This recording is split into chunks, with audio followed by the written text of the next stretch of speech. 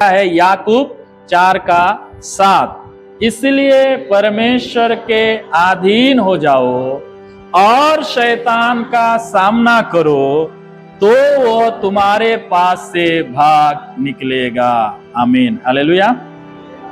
याकूब 4:7 कहता है परमेश्वर के अधीन हो जाओ और शैतान का सामना करो तो शैतान तुम्हारे पास से भाग निकलेगा। प्रभु का धन्यवाद इस सत्य के लिए जो प्रभु हमें बता रहे हैं।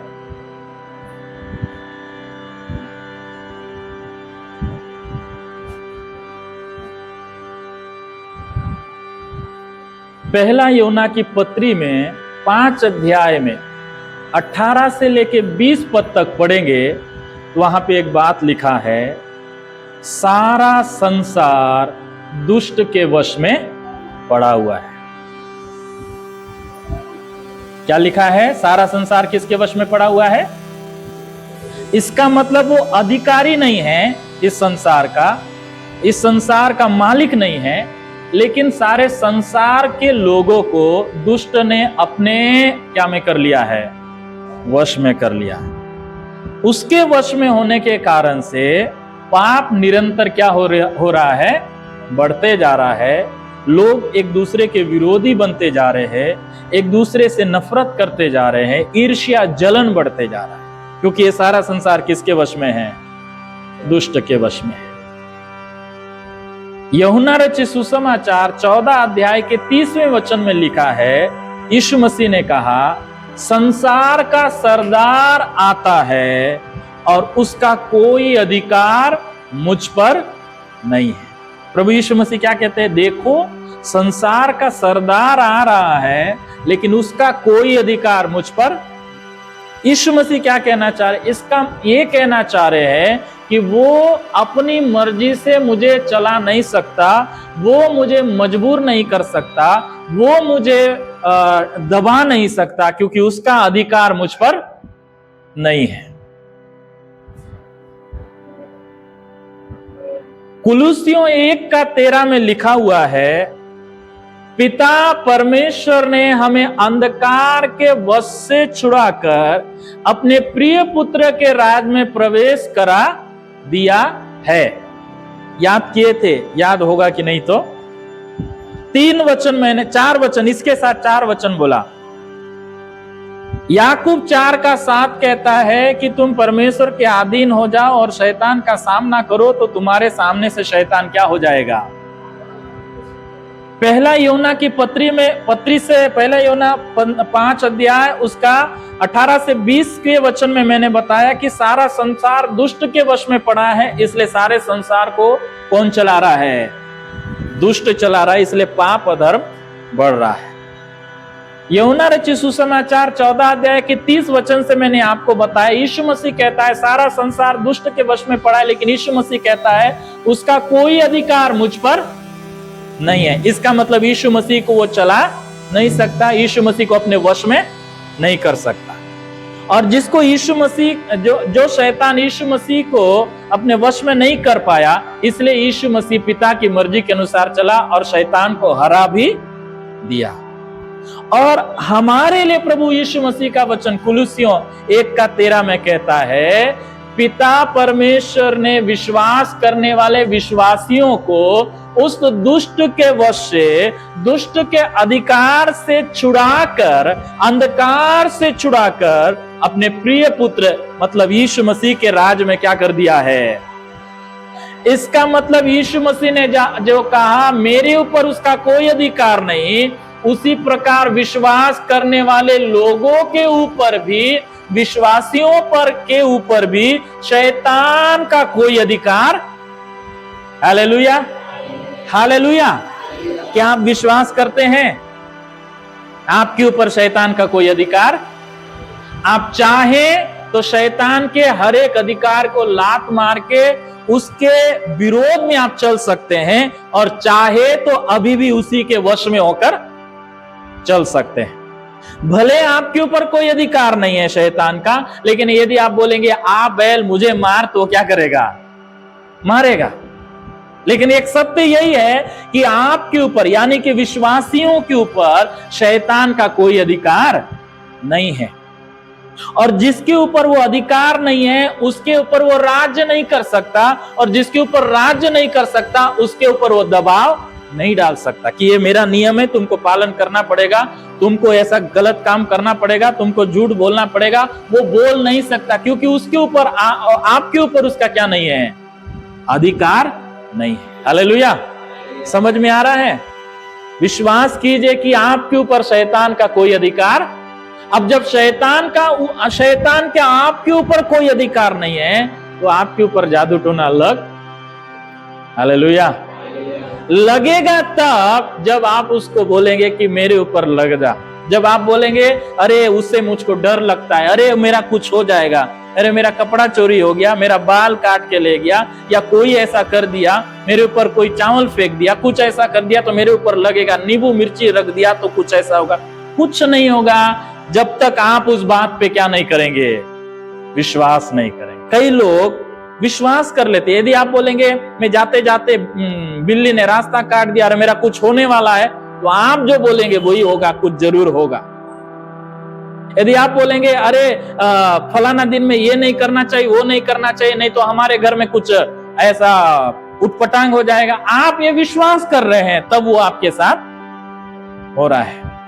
आप बोलेंगे रात को झाड़ू नहीं लगाना है, कई लोग बोलते हैं ना रात को झाड़ू नहीं लगाना है, कुछ हो जाता है, घर का धन चले जाता है, कुछ लोग बोलते हैं। आप बोल रहे हैं वो धन क्या हो जाएगा, चला जाएगा। लेकिन विश्वासी को इन बातों पे विश्वास नहीं करना है, विश्वासी को इस वचन पे विश्वास करना है। लिखा है तुम अंधकार के वश से छुड़ाए जाकर उसके राज में प्रवेश कर चुके हो, तो दुनिया में चलने वाले नियम, कानून, अधिकार, शैतान का राज्य आपके ऊपर नहीं लागू होगा, बल्कि आपके ऊपर केवल परमेश्वर का राज्य होगा। हालेलुया।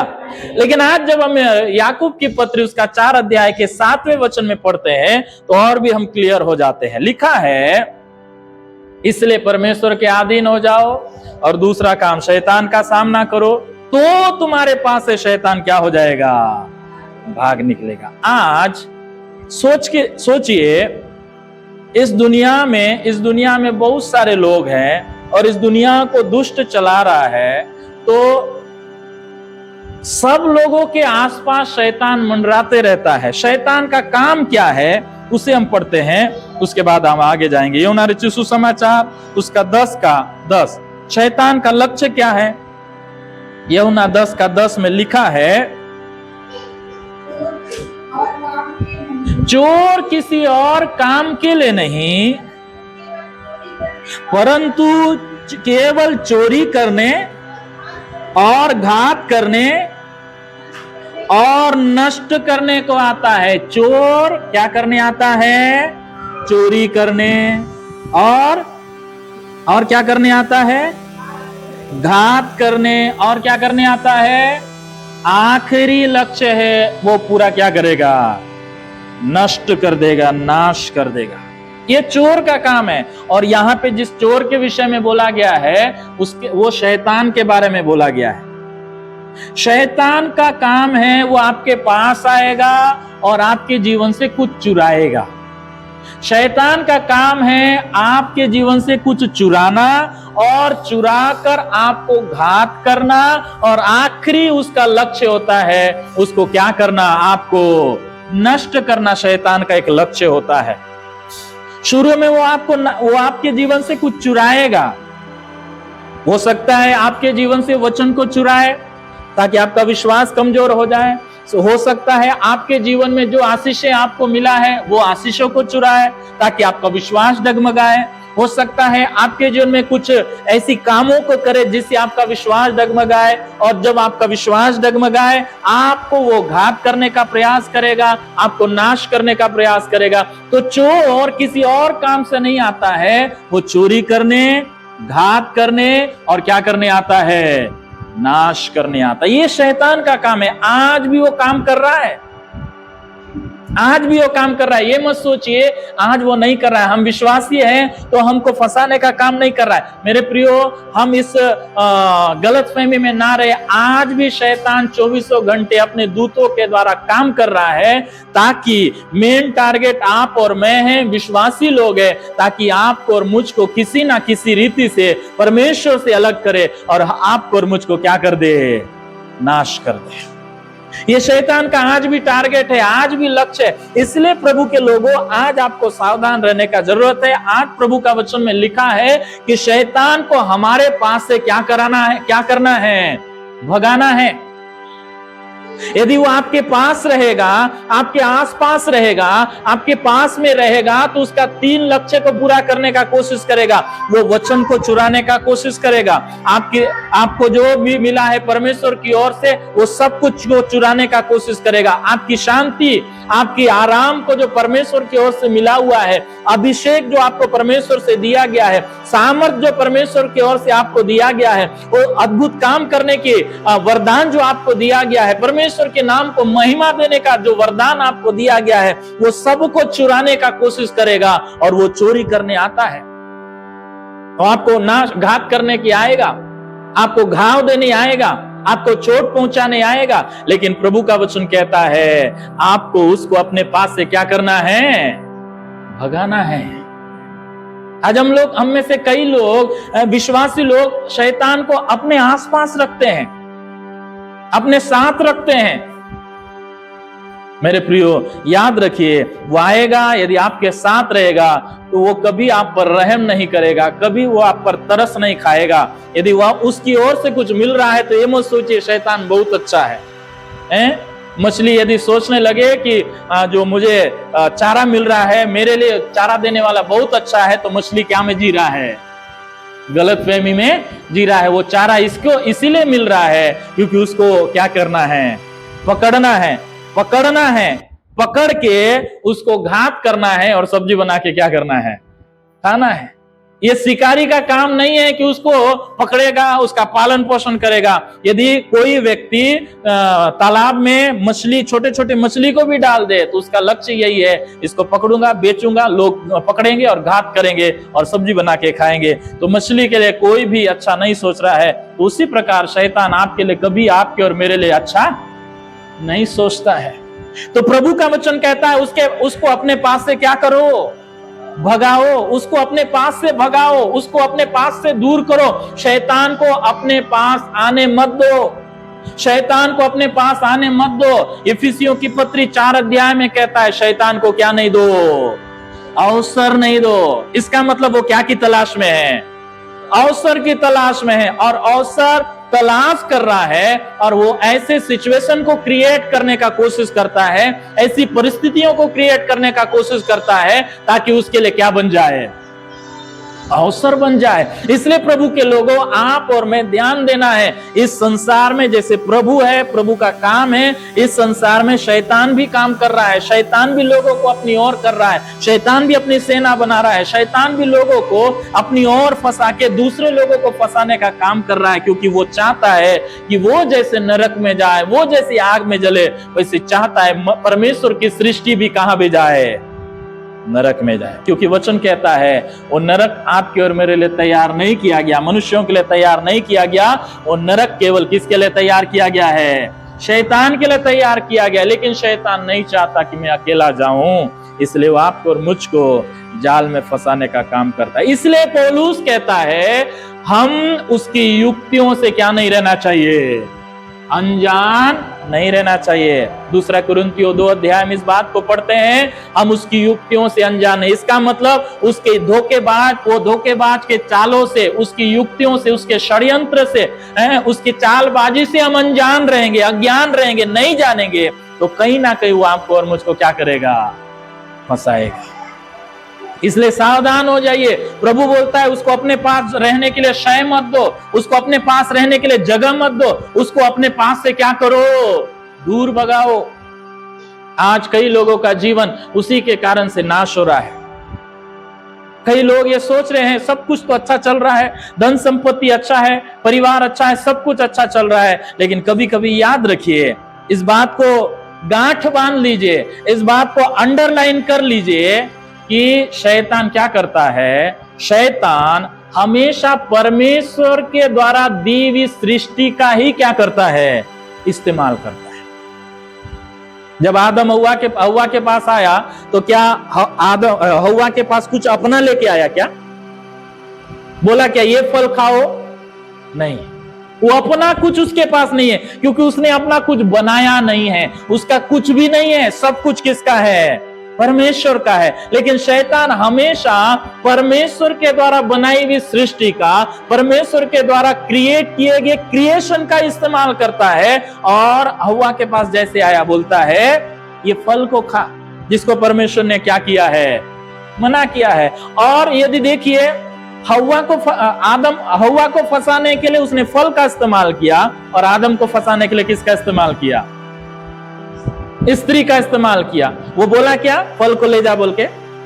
नहीं, लेकिन उसने कुछ ऐसा बीज बोए, ऐसे काम किए, ऐसा सिचुएशन क्रिएट किया, वो फल खाई और उसने अपने पति को भी ले जाके दी। इसका मतलब वो डायरेक्ट किसी के पास नहीं जाता है, वो इनडायरेक्टली आता है। वो आपको फंसाने के लिए परमेश्वर की सृष्टि का इस्तेमाल करता है। जब प्रभु यीशु मसीह के पास आया तो प्रभु यीशु मसीह को क्या बोला? सबसे पहले परीक्षा आया तो बोलता है ये पत्थर को तू क्या बना? क्या पत्थर वो लेके आया था क्या? क्या पत्थर वो बनाया था क्या?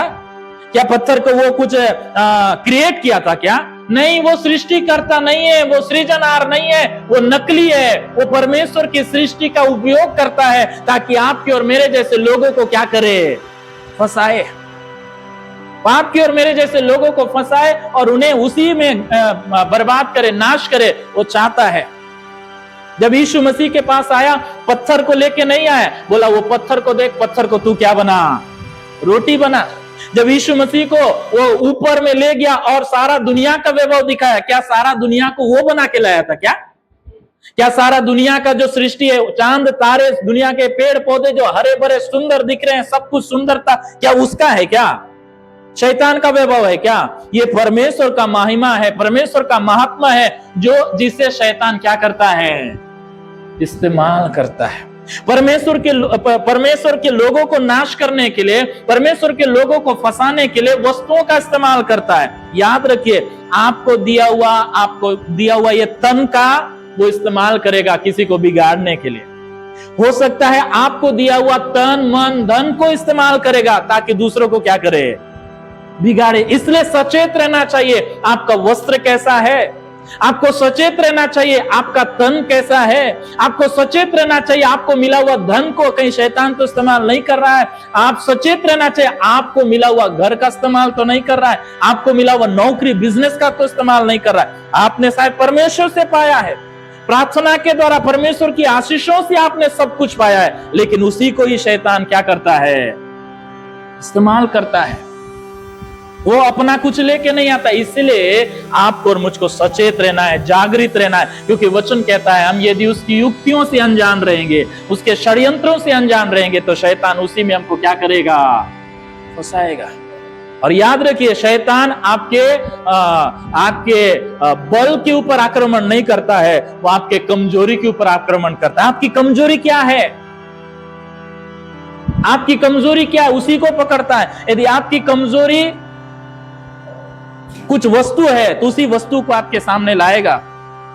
यदि आपकी कमजोरी पैसा है तो पैसा के पीछे आपको लगाएगा। यदि आपकी कमजोरी कोई व्यक्ति है तो व्यक्ति को लाएगा, क्योंकि शैतान चालाक है और वो अवसरवादी है। वो हमेशा चालबाजी करके आपको फंसाने का कोशिश करता है, वो कभी डायरेक्टली आपको फंसाएगा नहीं। इसलिए प्रभु का वचन कहता है उसको अपने पास से क्या करो, भगाओ। हालेलुया।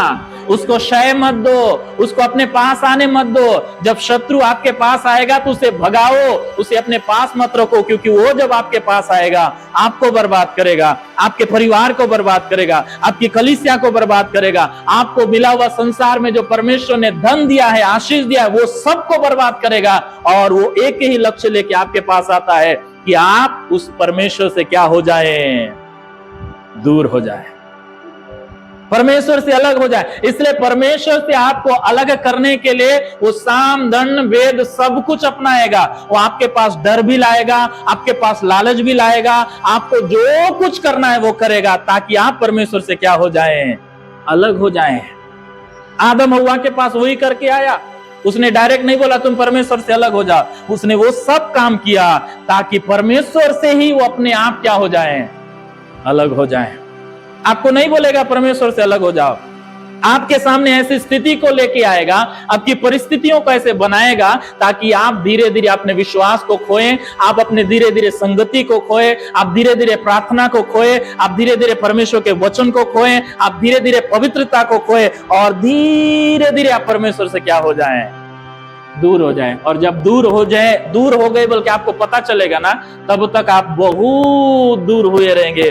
तब तक उड़ाऊ पुत्र के जैसे आपके जीवन में क्या आए रहेगा, कंगाली आए रहेगा। शायद संसार की संपत्ति आपके पास होगा, आपके पास घर अच्छा होगा, गाड़ी अच्छा होगा, बंगला अच्छा होगा, नौकरी अच्छा होगा, पैसा अच्छा होगा, लेकिन परमेश्वर के द्वारा दिया वो शांति आपके पास नहीं होगा, जिसके लिए दुनिया के लोग काम करते हैं, दुनिया के लोग मेहनत करते हैं, दुनिया के लोग उसके पीछे दौड़ते हैं ताकि उनको क्या मिल सके, शांति मिल सके। मेरे प्रियो, प्रभु का वचन कहता है उसे अपने पास से क्या करो, भगाओ। और भगाने के लिए क्या कर, परमेश्वर के वचन में लिखा है, 7वें पद से पढ़ते हैं, इसीलिए परमेश्वर के क्या हो जाओ, आधीन हो जाओ। ऊपर से पढ़ेंगे किस लिए आधीन होना है, वचन में लिखा है क्योंकि परमेश्वर अभिमानियों का विरोध करता है परंतु दीनों पर क्या करता है, जो घमंडी लोग हैं उनका परमेश्वर विरोध करता है, घमंडियों के साथ नहीं रहता है, घमंडियों का साथ नहीं देता है, घमंडियों की अगुवाई नहीं करता है, घमंडियों के पक्ष में नहीं रहता है, बल्कि परमेश्वर खुद घमंडियों का क्या करता है, विरोध करता है।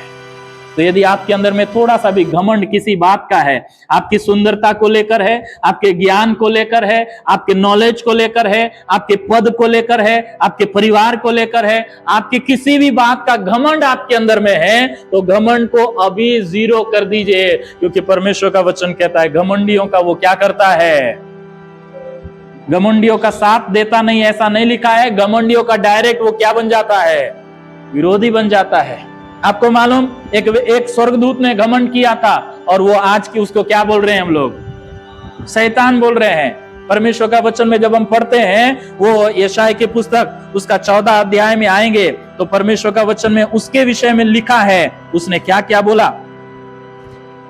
यशायाह की पुस्तक उसका 14 अध्याय उसका 12 पद से पढ़ते जाएं तो 13 पद के शुरुआत में कहता है, तू मन में तो कहता था मैं स्वर्ग में चढ़ूंगा, मैं अपने सिंहासन को ईश्वर के तारागण से अधिक ऊंचा करूंगा। इंग्लिश में एक और यहां पे मैं लिखा है, मैं उत्तर दिशा की छोर की सभा के पर्वत पर विराजूंगा। 14 पद, मैं मेघों से भी ऊंचे ऊंचे स्थानों के ऊपर चढ़ूंगा, मैं परम प्रधान के तुल्य हो जाऊंगा। क्या बोल रहा है, क्या क्या शब्द आप ध्यान दिए, क्या बोल रहा है वो, मैं।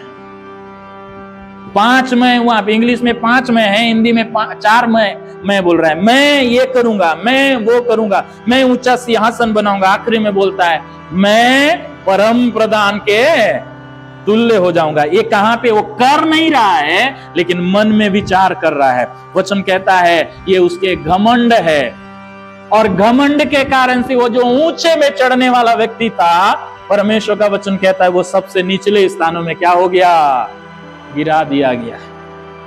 तो घमंड के कारण से जब ये शैतान हव्वा के पास भी गया, तब यही बात बोला, घमंड की बात बोला, परमेश्वर ने जो फल खाने के लिए तुमको मना किया है वो गलत किया। वो जानता है कि तुम्हारी आंखें क्या हो जाएगी और तुम किसके तुल्य हो जाओगे।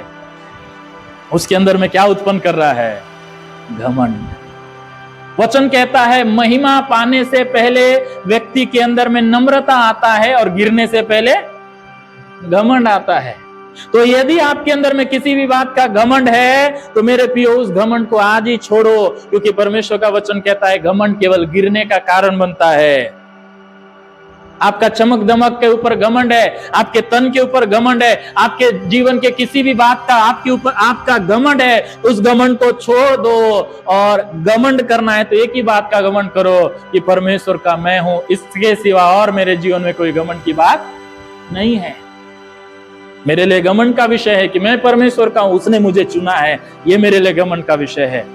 मेरा ज्ञान घमंड का विषय नहीं है, मेरा पैसा घमंड का विषय नहीं है, मेरा पद घमंड का विषय नहीं है, मेरा प्रचार घमंड का विषय नहीं है। घमंड का विषय एक ही है कि मैं परमेश्वर का हूं और वो मेरा है। Hallelujah, hallelujah. लेकिन अदर और दूसरे बातों को लेकर आएंगे तो वो घमंड आपको गिरने का कारण बनेगा। इसलिए प्रभु का वचन कहता है परमेश्वर अभिमानियों का, घमंडियों का विरोध करता है, लेकिन दीनों पर क्या करता है? अनुग्रह करता है। हालेलुया। आज मैंने आपको शुरू में बताया परमेश्वर का अच्छा स्वभाव, वो बताता है तुम घमंडी हो, लेकिन प्रभु क्या करना चाह रहा है? अनुग्रह करना चाह रहा है। तुम घमंडी हो, ये पाप है, लेकिन बोलता है मेरे पास आओ, दीन बन जाओ, नम्र हो जाओ, मैं तुम पर क्या करूंगा? अनुग्रह करूंगा। हालेलुया। इसलिए प्रभु का वचन कहता है तुम्हारे विरोध में परमेश्वर खड़े नहीं होना है, तुम्हारे पक्ष में परमेश्वर खड़े होना है। तुम दीन बन जाओ, और दीन बनने के लिए पहला सीढ़ी यह है कि तुम किसके अधीन हो जाओ? Hallelujah, hallelujah. घमंड करने वाले लोगों सचेत हो जाओ। यदि दीन बनोगे तो परमेश्वर आपके पक्ष में खड़ा हो जाएगा। आपके पक्ष में मनुष्य खड़ा होना है कि आपके पक्ष में परमेश्वर खड़ा होना है? आप डिसाइड कीजिए। आपका साथ मनुष्य देना है कि आपका साथ परमेश्वर देना है? आप डिसाइड कीजिए। आपको आगे मनुष्य बढ़ाना है, आपको आगे परमेश्वर बढ़ाना है? आप डिसाइड कीजिए। क्योंकि ये घमंड के कारण से 4 अध्याय के 1 पद से लेके बहुत सारी बातें आई हैं। ये घमंड के कारण से वचन कहता है, 4 अध्याय 1 पद से पढ़ेंगे तो कहता है ये लोग आपस में लड़ते झगड़ते हैं। दूसरा पद कहता है इन लोग हत्या करते हैं, ये लोग डाहा करते हैं, ये झगड़ते लड़ते हैं। और तीसरा पद कहता है ये भोग विलास में है। चौथा पद कहता है वे विचारी बन गए हैं। क्यों मालूम? घमंड के कारण से। मैं ये करूंगा, मैं वो करूंगा, मेरा पूछने वाला कोई नहीं, मेरा देखने वाला कोई नहीं। वचन कहता है भजन संहिता 14 अध्याय में, मूर्ख अपने मन में यही बोलता है, मैं ये करूंगा, वो करूंगा, मेरा कोई न्याय होने वाला नहीं है। घमंड को छोड़ दीजिए। वचन कहता है यदि शैतान को भगाना है, क्योंकि ये जो बातें हैं, ये जो बुराइयां हैं, वो किसकी ओर से आता है? शैतान की ओर से आता है। और कैसे लाता है? डायरेक्टली नहीं लाता है, कुछ ना कुछ को क्या करता है? इस्तेमाल करता है, ताकि आपके अंदर में बुराई आए, आपके अंदर में ईर्ष्या आए, आपके अंदर में जलन आए, आपके अंदर में डाह आए, आपके अंदर में क्रोध आए, आपके अंदर में कुकर्म की भावना आए, विचार आए। ये शैतान आपके सामने ऐसा क्रिएट करता है, परिस्थिति ऐसा सामने लाता है ताकि आपके अंदर में ये बुरे विचार उत्पन्न हो। मरकुस रचित सुसमाचार 7 अध्याय के 21 पद से लेके जब आगे पढ़ेंगे 13 प्रकार की बातें, वहां 13 प्रकार की गलतियों के बारे में लिखा गया है, जो कहां पाया जाता है? मन में पाया जाता है। तो शैतान ये चाहता है आपके अंदर में ये सब उत्पन्न हो। शैतान चाहता है आप जलन करो, शैतान चाहता है आप डाह करो, शैतान चाहता है आप कुदृष्टि डालो, शैतान चाहता है आपके अंदर में परमेश्वर की इच्छा के विरोध में कुछ उत्पन्न हो। ये शैतान चाहता है। इसलिए मेरे प्रियो, ये क्यों हो रहा है मालूम? क्योंकि शैतान को हम अपने पास रहने देते हैं। इसलिए प्रभु का वचन कहता है यदि शैतान को भगाना चाहते हो तो 2 काम करो। पहले तो किसके अधीन हो जाओ? परमेश्वर के अधीन हो जाओ। जब आप परमेश्वर के अधीन हो जाएंगे, आपकी लालसाएं भी परमेश्वर के अधीन हो जाएगी। परमेश्वर के अधीन होने का मतलब यह है, देखो सरल रूप में बताऊं तो 2 प्रकार की बुराइयां, 2 प्रकार से है, 2 प्रकार का काम आपको करना है। परमेश्वर के अधीन होना, शैतान का सामना करना। परमेश्वर के अधीन इसलिए हो रहे हैं ताकि ये जो लड़ाई झगड़ा, लालसा, बुराई, डाह, जलन आपके अंदर में उत्पन्न हो रहा है ना, वो क्या ना हो? उत्पन्न ना हो। ये अंदर के शत्रु हैं। शैतान आपके अंदर में बाहर से लाके डालता नहीं है। ये सब कहां पे उत्पन्न होता है? अंदर से उत्पन्न होता है। अंदर से ये सब उत्पन्न होता है। तो आपको सबसे पहले ये अंदर के शत्रु को आपको क्या करना पड़ेगा? खत्म करना पड़ेगा। और ये अंदर का शत्रु खत्म होना है तो ये आप पूरी रीति से आपको अपने जीवन को किसके अधीन करना पड़ेगा? भजन संहिता में एक जगह में परमेश्वर का दास कहता है, मेरे मन का स्वामी तो तू ही है। इसका मतलब आप बाहर रूप से सब कुछ अच्छा कर सकते हैं, ताली बजा सकते हैं, गीत गा सकते हैं, जय जयकार कर सकते हैं, सब कर सकते हैं, लेकिन अंदर का शत्रु जो बैठा है उसको जय पाना है, उस पर जय पाना है, तो आपको अपने आप को किसके अधीन करना है? आप जानते हैं दाऊद के विषय में, दाऊद एक अच्छा योद्धा था, परमेश्वर का भय मानने वाला व्यक्ति था, परमेश्वर के वचन के अनुसार चलने वाला व्यक्ति था। दाऊद ने गोलियत जैसे महादानव को भी एक गोफन के पत्थर से क्या कर दिया? मार दिया। परमेश्वर की सहायता से बाहर के शत्रु पर जय पाया, लेकिन एक बार अंदर का शत्रु वो क्या नहीं पाया? जय नहीं पाया। उसने देखा एक स्त्री को और स्त्री के वो में फंस गया और उसने कुकर्म किया। बाहर के शत्रु पर जय पाया, गोलियत को हरा दिया, लेकिन अंदर के शत्रु पे जय। ऐसा ही है हमारे साथ भी, हम बाहर में से सब बातों में जय पा लेते हैं, लेकिन अंदर के क्रोध को, अंदर के जलन को, अंदर के डाह को अपने आप में क्या नहीं कर पाते हैं? जय नहीं पाते हैं। परमेश्वर के लोगों देखिए, जो इजरायली लोग मिस्र की गुलामी से निकलकर यरीहो की कनान की ओर पहुंच रहे थे, तो परमेश्वर का वचन कहता है वे लोग जब कनान देश में पहुंचने ही वाले थे, 12 लोगों को जासूस करके भेजा और 10 लोग बोलते हैं वहां मानव दानव लोग हैं, वहां पे हम जय। मैदान में पहुंचने से पहले उनके अंदर का जो डर है वो उत्पन्न हुआ, बाहर के शत्रु पे वो क्या नहीं पाए, क्योंकि अंदर का विश्वास नहीं था। मैं पिछले दिनों में यही सोच रहा था, नॉर्मल सा बात लगता है, मेरे अंदर में ये बात उत्पन्न हुआ तो मैं प्रार्थना करने लगा। सच बताऊं तो मेरे अंदर में किसी के प्रति जलन उत्पन्न हो रहा था। कोई व्यक्ति बढ़ रहा था, हमारे परिवार में कोई व्यक्ति बढ़ रहा था, अभी भी बढ़ रहे हैं। पिछले दिनों में उन्होंने कुछ आशीष पाया, वो ब्लेसिंग को देख के मैं खुश होना चाहता हूं, लेकिन मैं उतना अच्छा से क्या नहीं हो पा रहा था। इसलिए खुश नहीं हो पा रहा था क्योंकि उसके जीवन में जो है वो नहीं देख रहा था, मेरे जीवन में वो क्यों नहीं है वो बात को देख रहा था।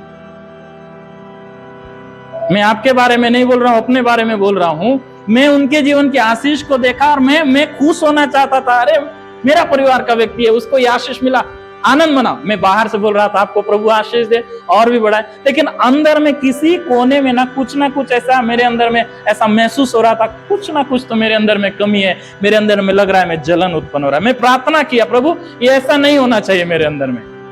ये हमारे जीवन का स्वभाव है, लोगों को बढ़ते देखते हैं तो हमारे अंदर में क्या उत्पन्न होने लगता है। लेकिन प्रभु के लोगों, यदि हम शैतान को अवसर दें तो जलन उत्पन्न नहीं होगा, उस व्यक्ति के लिए आप परमेश्वर की महिमा करेंगे। इसीलिए 2 काम है, आपके अंदर के शत्रु लालसाएं हैं, बुरी इच्छाएं हैं, बुरी कामनाएं हैं, डाह है, जलन है, उसको भी खत्म करना है, और बाहर का शत्रु शैतान है उसको भी अपने पास से क्या करना है? दूर भगाना है। इसलिए प्रभु का वचन कहता है क्या हो जाओ? परमेश्वर के अधीन हो जाओ। दीनता का ये चिन्ह है। दीनता का मतलब यह है, जब आप मत्ती रचित सुसमाचार 5 अध्याय 3 पद में पढ़ते हैं, धन्य है वे जो मन के दीन होने का मतलब यह है पुअर इन द स्पिरिट। इसका मतलब आत्मा में क्या हो जाना? गरीब हो जाना। जो शरीर में गरीब होता है वो दूसरे पे क्या रहता है? निर्भर रहता है। लोग उसको उठाए चलाए फिराए। जैसे प्रेरितों काम 3 अध्याय में वो भिखारी था, लोग उसको उठाकर मंदिर के सामने क्या कर देते थे? वो भी शरीर में गरीब था। जो पैसा में गरीब होता है वो हमारे चौखटों में आते हैं और बोलते हैं इसके नाम से दे दे, उसके नाम से दे दे, ये फोटो दिखा के बोलते हैं, वो फोटो के दिखा के बोलते हैं हम गरीब है, हमको क्या कर दो, कुछ दे दो। हालांकि उनके पास बहुत सारा रुपया होता है, हमसे ज्यादा होता है, लेकिन वो हमारे पास आते हैं क्योंकि उनका धंधा है, उनका बिजनेस है। जो शरीर में गरीब होते हैं उनको कोई लोग दूसरे को उठा के यहाँ वाले जाते हैं। जो पैसे में गरीब होते हैं वो भी दूसरे पर निर्भर होते हैं। जो आत्मा में गरीब होता है वो किस पर निर्भर होना चाहिए? इसीलिए बोल रहा है दीनता का मतलब यही है वो हर बात के लिए किस पर निर्भर हो जाएं? परमेश्वर पर निर्भर हो जाए। हालेलुया। मेरे पास जो कुछ है प्रभु, इसके बल पे नहीं, मैं आप पर विश्वास करता हूं, आपके बल से। जैसे आज वचन याद करने के लिए दिखाया ना, क्या वचन कहता है? वचन में क्या लिखा है? भजन संहिता में हम परमेश्वर की सहायता से क्या दिखाएंगे? वीरता दिखाएंगे। परमेश्वर की सहायता से हम बल दिखाएंगे, परमेश्वर की सहायता से ताकत दिखाएंगे, क्योंकि परमेश्वर की सहायता के बिना हम कुछ भी नहीं कर सकते। तो पहली बात अंदर के शत्रु को मारना, और दूसरी बात शैतान को अपने जीवन से दूर भगाना है। तो पहला कदम है दीन बन जाओ, परमेश्वर के अधीन हो जाओ। परमेश्वर के अधीन होने का मतलब मेरा तन परमेश्वर के अधीन में हो गया है। इसका मतलब ये तन मेरी मर्जी से मैं नहीं चलाऊंगा, इस तन को मैं परमेश्वर की मर्जी से चलाऊंगा। मेरा मन परमेश्वर के अधीन हो गया, इसका मतलब मेरा मन मेरी मर्जी से नहीं चलेगा, मेरा मन परमेश्वर की मर्जी से चलेगा। मेरा धन परमेश्वर के अधीन हो गया, इसका मतलब मेरा धन भी जो खर्च होगा मेरी मर्जी से खर्च नहीं होगा, परमेश्वर की मर्जी से खर्च होगा। मेरा सब कुछ परमेश्वर के अधीन हो गया, इसका मतलब मेरा जीवन का हर विषय, हर निर्णय किसके इच्छा अनुसार होगा। अधीन होने का मतलब यह है। अधीन होने का मतलब चर्च जाना नहीं है, हैं? अधीन होने का मतलब केवल बाइबल पढ़ना नहीं है। अधीन होने का मतलब दान दशमांश देना मात्र नहीं है। अधीन होने का मतलब है आपका सब कुछ परमेश्वर के इच्छा के अनुसार होना चाहिए। हालेलुया। यदि आप ऐसा करेंगे तो वचन बोलता है दूसरा काम भी करना पड़ेगा। अधीन हो गए, आपकी लालसाएं कंट्रोल में हो गई, आपके लालसाओं पे आप जय पा सकते हैं, बुरी इच्छाओं पे जय पा सकते हैं। बुरी इच्छा करने, डाह करने का मन करेगा, लेकिन आप अधीन है, आप उस मन को क्या करेंगे? डाह को दबा देंगे। बोलेंगे डाह उत्पन्न होना नहीं है। जलन उत्पन्न होगा, आप जलन को दबा देंगे। मेरा जलन का स्वभाव नहीं है, आप बोलेंगे जलन, आप वहीं पे दबा देंगे। उसी के साथ साथ प्रभु का वचन बोलता है शैतान भी तो आजू बाजू में घूम रहा है, जो तुमको नाश करने के लिए आया है, तुम्हारे जीवन से चोरी करने आया है, तुमको घात करने आया है, तुमको नाश करने, हत्या करने आया है। उसे भी तुम अपने पास से क्या करो? दूर करो, भगाओ। शैतान हमेशा जाल लेके आएगा, शैतान हमेशा दाना लेके आएगा। यदि आप परमेश्वर के वचन के अनुसार अधीन है तो उसी समय शैतान का सामना करो। बोलो हे शैतान, इस लालच को लेकर मेरे जीवन से क्या हो जा? दूर हो जा। यदि घमंड लेके आएगा तो बोलिए हे शैतान, इस घमंड को लेके क्या हो जा? दूर हो जा। शैतान का सामना करने का मतलब क्या है? आप व्यक्ति से लड़ सकते हैं, लेकिन शैतान जो दिखता नहीं उससे कैसे लड़ेंगे? व्यक्ति तो किसी ना किसी को इस्तेमाल करके आता है। जिस प्रकार यीशु मसीह ने सामना किया, उसी प्रकार शैतान का आप और मैं भी क्या करना है? आदम हव्वा ने सामना नहीं किया, बल्कि आदम हव्वा ने उसे स्वीकार किया। आदम हव्वा ने उसे स्वीकार किया, लेकिन यीशु मसीह ने उसका क्या किया? सामना किया। सामना करने के लिए उसके पास क्या था? परमेश्वर का वचन। और वचन को भी शैतान क्या कर रहा था? वहां पे यूज कर रहा था। जैसे यीशु मसीह ने वचन बोला, लिखा है, तो वो भी बोला लिखा ऐसा भी है। अपने आप को गिरा दे तो स्वर्गदूत तुझे क्या कर लेंगे? इसका मतलब परमेश्वर का जो कुछ है सब कुछ शैतान क्या करता है? इस्तेमाल करता है। तो शैतान का सामना यीशु मसीह ने किया वचन के द्वारा। रोटी लेके आया, लालच पैदा करने का कोशिश किया, तो बोलता है यीशु मसीह सामना करते हुए बोलता है मैं रोटी खाऊंगा नहीं बोला, उसने बोला परमेश्वर के लोग परमेश्वर के मुख से निकलने वाले वचन से क्या रहेंगे? जीवित रहेंगे। जब उसने सब कुछ वैभव दिखाया तो वो बोलता है केवल परमेश्वर का ही उपासना कर, परमेश्वर को ही दंडवत कर। तो आप और मैं भी इस बात को सीखे, अपने पास से शैतान को क्या करें? भगाएं। वचन कहता है परमेश्वर के अधीन हो जाओ और शैतान का सामना करो। आपके अंदर, आपके पास लेके आएगा वो, जैसे शैतान यीशु के पास लेके आया मतलब उसने सब कुछ दिखाया जो परमेश्वर का है। बोलता है ये सब मेरे वश में है, मैं तुझे दे दूंगा। हव्वा को फल दिखा के बोलता है वो फल खा, फल खाने से तेरा आंख खुल जाएगा, सब कुछ मिल जाएगा। आज हमारे पास भी शैतान इसी प्रकार लेके आता है, कुछ ना कुछ लेके आता है। हमारा लाभ लेके आता है, वो हमारा उन्नति लेके आता है, हमारी बढ़ोतरी लेके आता है। और किसके द्वारा लेके आता है?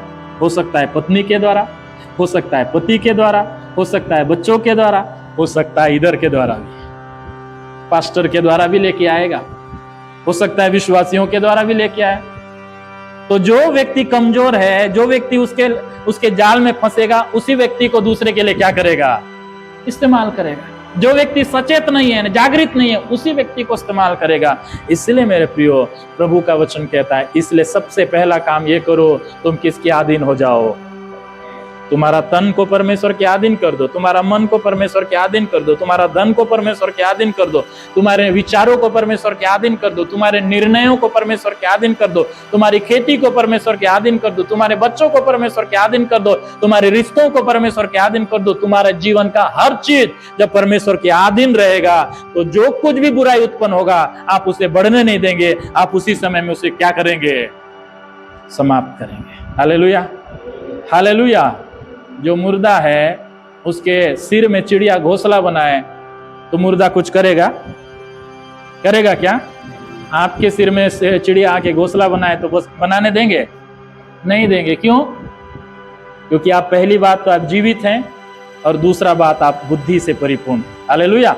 तो वैसे ही आपको और मुझको भी बनना है। शैतान आपको और मुझको, आपके और मेरे जीवन में कई प्रकार की लालसाओं को उत्पन्न कराना चाहता है, इसलिए परिस्थितियों को ऐसा लेके आता है। तो लालसाओं पे आप जय पाएं और शैतान को अपने पास से दूर भगाएं, और उसके लिए एक ही रास्ता है, आप परमेश्वर के अधीन हो जाएं और शैतान का अधीन होके चुपचाप बैठे रहने से भागेगा नहीं। आपको क्या करना पड़ेगा? सामना करना पड़ेगा। आपको बोलेगा प्रार्थना में क्या बैठेगा? आराम कर, लेकिन सामना करो, मेरे प्रभु के साथ मुझे क्या करना है? बैठना है। आराधना क्या करना है? आराधना मत जा, आज पिकनिक चले जा, लेकिन आपको बोलना है नहीं, मेरे प्रभु और मेरी कलीसिया के साथ मिलकर आराधना करना है। मैं तेरी बात नहीं सुनूंगा, मैं आराधना में जाऊंगा। तो कई ऐसी छोटी छोटी बातें लेके आता है आपको फंसाने के लिए। तो आप उस समय शैतान को ये बोलना चाहिए, शैतान, जैसे यीशु मसीह ने बोला, मेरे पास से क्या हो जा? दूर हो जा। मेरे पास से क्या हो जा? एक बार चले जाएगा, क्या वो हमेशा के लिए चले जाएगा? नहीं जाता है। बड़ा ढीठ है वो, हमसे ज्यादा ढीठ है वो। बार बार आएगा, बार बार आएगा, ताकि आज नहीं तो कल आपको क्या करे? फंसाए। आपको मालूम, कई ऐसे प्रिय लोग हैं जिनका जीवन, विश्वास जीवन इतना मजबूत था। आज कई ऐसे लोग हैं जो पूरी रीति से प्रभु से दूर हो गए। कई ऐसे पास्टर थे, कई ऐसे सेवक लोग थे जो सेवकाई बहुत अच्छी रीति से कर रहे थे, लेकिन कुछ बातों में शैतान ने उनको फंसा दिया। आज वो सेवक भी नहीं है, विश्वासी भी नहीं है, दारूबाज बने हैं। एक ही बार में नहीं हुआ है, वो धीरे धीरे उनको शैतान क्या किया है? फंसाया है। विश्वासियों को भी ऐसे करता है। विश्वासी लोग भी, कई लोग मजबूत रहते हैं, लेकिन किसी ना किसी बात में फंस जाते हैं, उलझ जाते हैं, फिर वो धीरे धीरे प्रभु से दूर हो जाते हैं। कोई फल प्रभु शैतान उनको दिखा देता है, ये फल खाओ, यहां जाओ, ये करते रहो, प्रभु का बाद में, प्रभु को समय बाद में, प्रभु की आराधना बाद में, प्रार्थना बाद में, पवित्रता बाद में, पहले ये देखो, ये तुम्हारे लिए जरूरी है। शैतान आपको दिखाता है। इसलिए मेरे प्रियो, शैतान को भगाना है तो दो काम करो, परमेश्वर के अधीन हो जाओ। आपका जीवन का एक भी निर्णय आपकी इच्छा अनुसार नहीं होना चाहिए, सर्वोपरि किसकी मर्जी होना चाहिए। कुछ लोग आपको बोल रहे होंगे, ये निर्णय लो। आपके परिवार बोल रहा होगा, ये निर्णय लो। आपका पास्टर बोल रहा होगा, ये निर्णय लो। आपका विश्वासी भाई बोल रहा होगा, ये निर्णय लो। लेकिन पहले ये देखो, परमेश्वर का इच्छा है कि नहीं। जब आप परमेश्वर की इच्छा के अनुसार खड़े हो जाते हैं, तब आप ये बोलते हैं, नहीं, मैं परमेश्वर की मर्जी के अनुसार चलूंगा। शैतान आपको बोलता है, नहीं नहीं, इसमें फायदा नहीं है, लेकिन आप बोलते हैं, फायदा मिले या ना मिले, मुझे परमेश्वर के साथ चलना है।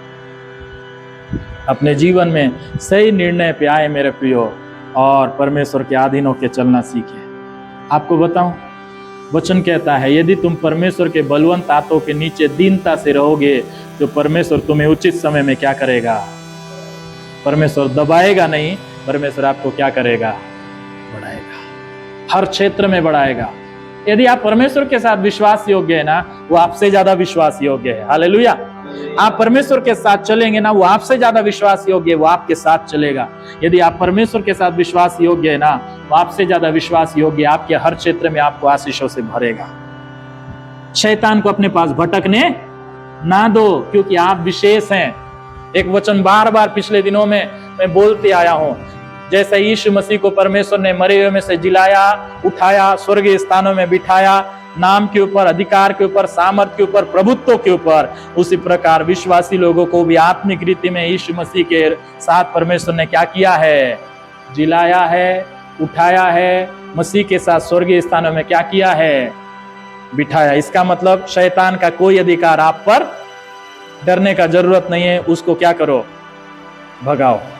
डरने का जरूरत नहीं, शैतान को डरने का जरूरत नहीं है, शैतान के षड्यंत्र से डरने का जरूरत नहीं है, दुष्ट आत्माओं से डरने का जरूरत नहीं है, उसकी बीमारी, उसके षड्यंत्र से हमको डरने का जरूरत नहीं है। आप परमेश्वर के लोग हैं, चुने हुए लोग हैं। जिस प्रकार यीशु मसीह इसलिए आया ताकि शैतान के कार्यों को नष्ट करे, वैसे आपको और मुझको भी शैतान के कार्यों को नष्ट करने का क्या मिला हुआ है? अधिकार मिला हुआ है। Hallelujah, hallelujah. तो इसलिए मेरे प्रियो, सबसे पहला काम, शैतान से लड़ने मत जाओ। सबसे पहला काम यह है, परमेश्वर के क्या हो जाओ? आधीन हो जाओ। आपका जीवन बताएगा आप आधीन है कि नहीं।